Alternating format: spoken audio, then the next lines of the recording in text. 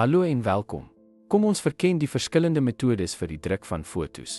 Elke metode bied unieke eienskappe en resultate wat jou help om die beste opsie vir jou behoeftes te kies.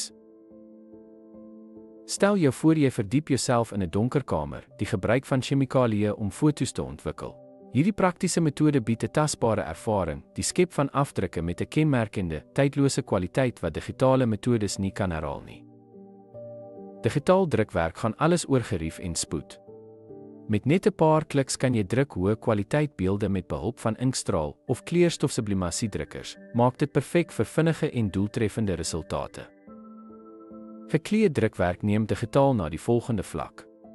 Gebruik argiefink. Hierdie metode is ideaal vir reproduksies van fyn kuns, verseker helder kleure en langlewendheid, om jou fotos museumgehalte meesterstukke te maak.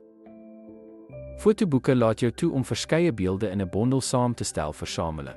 Dis 'n kreatiewe manier om herinneringe of portefeuilles tentoon te stel, aanbied van 'n tasbare, persoonlike aanslag op jou fotografiese reis. Verander jou fotos in kuns met doekafdrukke. Hierdie metode voeg tekstuur en diepte by, perfek vir muuruitstallings. Dis 'n gewilde keuse vir diegene wat 'n gewaagde, artistieke stelling wil maak.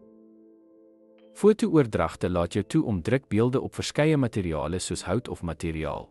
Hierdie kreatiewe tegniek bied eindelose moontlikhede en omskep gewone voorwerpe in persoonlike kuns.